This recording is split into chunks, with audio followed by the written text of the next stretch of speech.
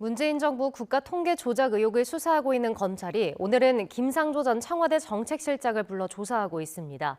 검찰이 김현미 전 국토교통부 장관과 전 청와대 참모들에 대한 소환 조사를 이어가면서 수사에 속도를 내는 모습입니다. 취재기자 연결해서 알아보겠습니다. 이상곤 기자. 네, 대전 충남 세종 취재본부입니다. 네, 검찰이 오늘은 김상조 전 청와대 정책실장을 불러서 조사하고 있죠. 네, 그렇습니다. 대전지검은 오늘 오전 김상조 전 청와대 정책실장을 피의자 신분으로 불러 조사하고 있습니다. 혐의는 직권남용, 통계법 위반 등입니다. 검찰은 김 전 실장이 청와대 정책실장으로 지낼 당시 부동산 통계 조작과 고용통계 보도자료 조작에 관여한 것으로 보고 그 경위 등을 조사하고 있는 것으로 알려졌습니다. 검찰은 어제 장하성 전 청와대 정책실장을 피의자 신분으로 불러 자정쯤까지 조사했는데요. 장 전 실장이 당시 사회수석 비서관이던 김수현 전 청와대 정책실장에게 사전에 통계 자료를 받아볼 수 있도록 지시한 경위 등을 조사한 것으로 알려졌습니다. 이호승 전 정책실장은 지난 15일, 김현미 전 국토교통부 장관은 지난 16일에 각각 검찰 조사를 받았습니다. 검찰이 이번 주에만 청와대 전 정책실장 3명과 김현미 전 국토부 장관을 피의자 신분으로 불러 조사를 진행하면서 수사에 속도를 내는 모양새입니다. 네, 검찰 수사가 빠르게 진행되고 있는 것 같은데요. 지금까지의 수사 상황도 정리해 주시죠.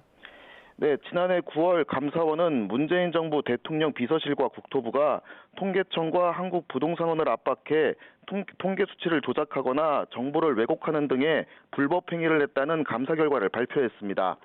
특히 주택 통계 수치는 문재인 정부가 출범한 직후인 2017년 6월부터 4년 넘게 최소 94차례나 조작됐다고 밝혔는데요. 그러면서 장하성 전 청와대 정책실장 등 당시 청와대 참모 4명과 김현미 전 국토부 장관 등 22명을 검찰에 수사해달라고 요청했습니다. 이후 검찰은 통계청과 국토교통부, 대통령 기록관 등을 압수수색하고 관련자들을 불러 조사를 이어갔습니다. 이 과정에서 청와대 행정관 출신인 국토부 공무원의 휴대전화에서 통계 조작 정황이 담긴 텔레그램 메시지를 확보한 것으로 전해졌습니다.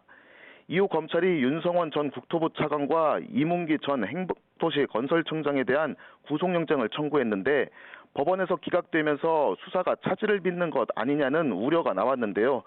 그러자 대전지검은 이번 사건이 다수에 의한 권력형 조직적 범죄라며 필요한 수사를 계속 이어갈 뜻을 밝혔고 전 정부 정책실장들과 김현미 전 장관을 불러 조사를 이어가고 있습니다. 주요 수사 대상자들은 전 정부 핵심 인사들입니다. 그러다 보니 총선을 앞두고 정치 개입 논란을 피하고자 검찰이 빠르게 수사를 마무리할 수 있다는 관측이 나오고 있습니다. 지금까지 대전 충남 세종 취재본부에서 YTN 이상곤입니다.